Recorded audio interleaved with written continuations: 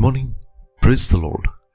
Blessing for nation ministry Gujarat से मैं आपका भाई सैम क्रिश्चियन। प्रभु ने हमें दिए हुए इस नए सुंदर दिन पर आप सभी को जय मसीह की और भारत देश के सारे नागरिकों को हमारी मिनिस्ट्री की ओर से 75 इयर्स की स्वतंत्रता दिन की मैं उनको शुभकामनाएं देता हूं। आज हम प्रभु के इस वचन का अध्ययन करेंगे। गलातियों की पत्री उसका 5वां अध्याय उसकी पहली आयत। वहां पर लिखा है, मसीह ने स्वतंत्र बने रहने के लिए ही हमें स्वतंत्र किया है, इसलिए आप लोग दृढ़ रहे और फिर दास्ता के जुए में नहीं जुते। आज पूरे देश में स्वतंत्रता दिन की आज सेलिब्रेशन उसका किया जाएगा। इस दिन को याद किया जाता है कि जब 1947 अगस्त को अंग्रेज जो इस देश के ऊपर राज कर रहे थे, उनकी गुलामी में से हमारे देश को आजादी मिली।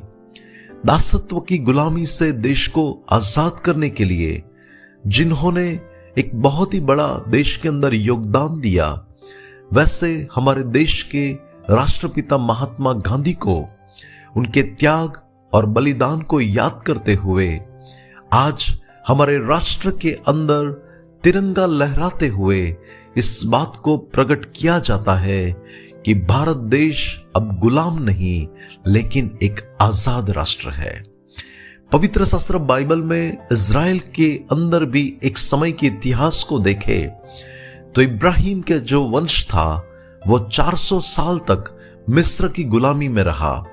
वहां उनको दुख, पीड़ा, यातनाएं और तकलीफें दी गई और एक गुलाम के रूप में वहां पर लोग काम कर रहे थे। उनको छुटकारा चाहिए था और परमेश्वर ने उनके छुटकारे के लिए मूसा का उपयोग किया। परमेश्वर ने उसको बुलाहट दी कि वो परमेश्वर के लोगों को वहां से बाहर लेकर आए और परमेश्वर ने उनको मूसा के द्वारा गुलामी में से परमेश्वर ने उनको आजाद किया। और आज भी उनकी वर्तमान जो पीढ़ी है वो उस छुटकारे के दिन को याद करते हुए आज भी वो इस दिन को सेलिब्रेट करते हैं कि जब उनके पुरखों को गुलामी में से आजादी मिली। दासत्व में से और बंधनों में से आजाद होना वही सच्ची स्वतंत्रता है और जिसमें एक गुलामी से और उसकी सत्ता से मनुष्य को संपूर्ण रीति से आजादी मिलती है। लेकिन मनुष्य शारीरिक रीति से आजादी का अनुभव करे, लेकिन आत्मिक रीति से यदि वो बंधन में हो, देह के बुरे काम जो गलाती की पत्री में लिखा हुआ है, यदि वो सारे देह के काम उसके ऊपर राज कर रहे हो तो वो पाप का गुलाम ही कहलाएगा। 15 अगस्त के आज के इस दिन में यदि हमारे देश का कोई नागरिक ऐसा कहे कि मेरे जीवन में ऐसी बुरी बातें हैं जो मुझ पर आज भी राज कर रही है, तो वो व्यक्ति कैसे एक आजाद व्यक्ति कहलाएगा।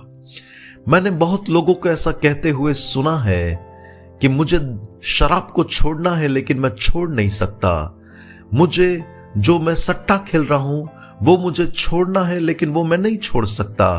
कई लोग ऐसे जो कह रहे हैं कि मैं व्यभिचार के गलत रिश्तों में मैं दबा हुआ हूं, मुझे उसमें से बाहर निकलना है लेकिन मैं नहीं निकल सकता।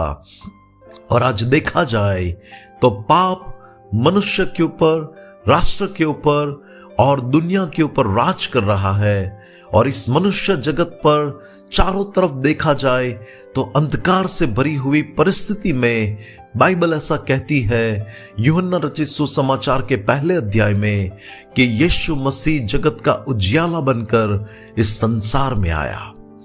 हमारा प्रभु मनुष्य के लिए एक आस लेकर आया कि वो उससे पाप के बंधन से आजाद करेगा।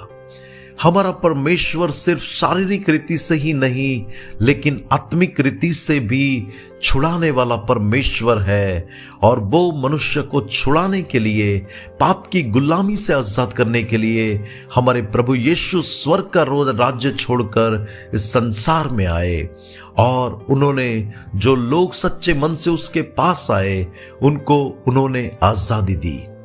मैं एक भाई को जानता हूं जो एक आजाद राष्ट्र के नागरिक होने के बावजूद भी पिछले 35 साल से व्यसन के बंधन में थे। ऐसी बातें उनके जीवन में थी जहां पर वो चीजें उनको छोड़ नहीं रही थी। उनको भी ऐसा लग रहा था कि मैं इसमें से बाहर आना चाहता हूं लेकिन नहीं आ सकता।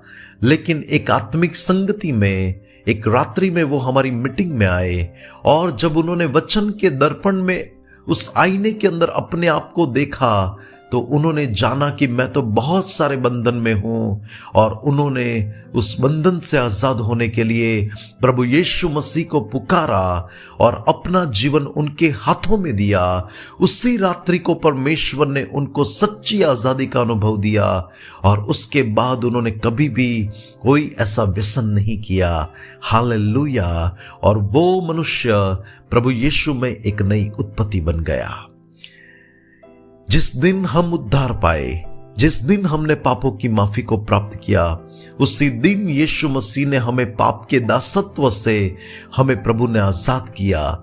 लेकिन आज का संदेश हमें यह कह रहा है कि हम अभी प्रभु में दृढ़ बने रहे।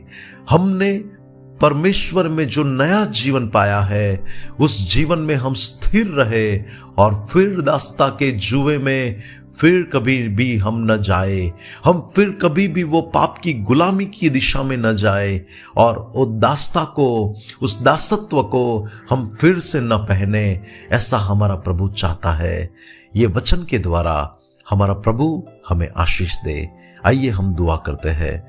अनुग्रहकारी मेरे प्यारे स्वर्गीय पिता, आज के इस वचन के लिए मैं आपका धन्यवाद करता हूं प्रभु। मेरे देश के लोगों के लिए, ओ परमेश्वर, और इस पृथ्वी पर बसने वाले सारी मानव जाति के ऐसे लोगों के लिए मैं प्रार्थना करता हूं कि जो लोग आज भी पाप के बंधन में दबे हुए हैं, जो लोग आज भी अंधकार में है, पिता मैं प्रार्थना करता हूं यीशु मसीह के नाम से प्रभु इस संसार को और हमारे देश के ऐसे नागरिकों को परमेश्वर आप सारे पाप के बंधन से आजादी दे। परमेश्वर, ऐसे लोग जो आज ऐसी परिस्थिति में प्रभु दबे हुए हैं, बंधन में है, आप उनके सारे बंधन से उनको आजाद करें।